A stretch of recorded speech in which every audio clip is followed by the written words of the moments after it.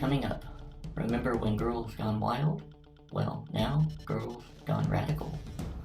It's the women's liberation movement. Fat chicks, welcome. But no fake chicks.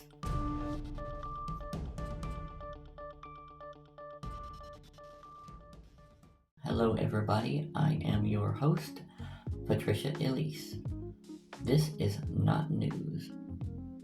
Tonight I want to talk about the rise of radical feminism and what it means for transgendered individuals. Women's Liberation Front, ROAR, WDI USA, LGBT Alliance, and PA for Sex-Based Rights are in the Capitol today. One of the meetings that we had after a day of wonderful meetings with a lot of Democrats and Republicans where we found common ground with everyone.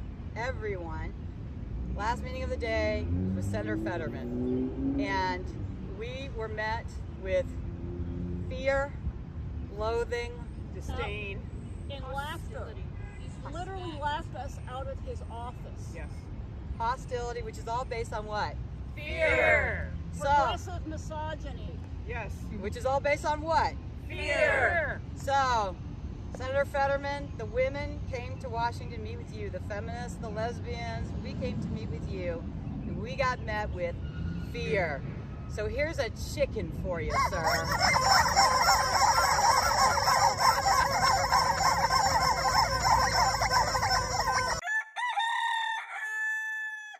The whole mantra of the radical feminist group is they are trying to preserve women as a sex class. Forget gender. No. Okay. Everybody's gonna start twisting how gender is used. Well, we're going to preserve women as a sex class, meaning haha, basically. Nana nana boo boo, you can't come in because you weren't born one. That is the goal of the radical feminists, to push these trans women, trans men, according to them, out of everything that a woman holds dear and sacred. They do not have the right to have a safe space away from a domestic abuser, because after all, a trans person can't be sexually abused. They can't be physically abused. They don't deal with domestic abuse. They're men. If their boyfriends or husbands go to hit on them, well, they can just fight it out, right? Because they're men. It's just men fighting.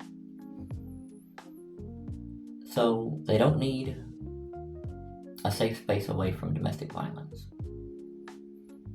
Check. So far, the women's liberation movement has succeeded in many a battered trans woman with nowhere to turn and thinking that she just deserves to get beat up by her man because nobody is going to take her seriously once they find out she is trans. So congratulations on that. Men are being locked up in women's prisons. I never thought I would see the day when men were being locked up in women's prisons, but apparently that is just what's going on nowadays.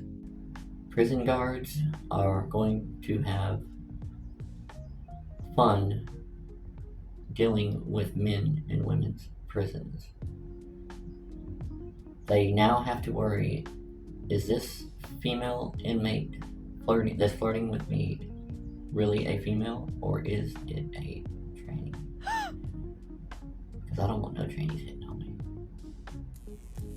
I will tase the bitch. I'll tase her.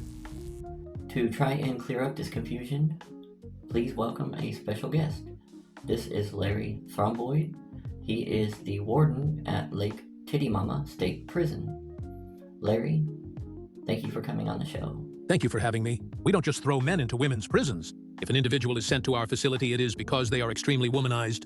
They may have been born as a male and went through a total transition. Some trans women are deemed unfit for a men's prison facility. Okay, but question. What does any of that mean? Not a thing you said was coherent enough for me to even attempt to repeat. Ladies and gentlemen, that was not your news report for May 27, 2025.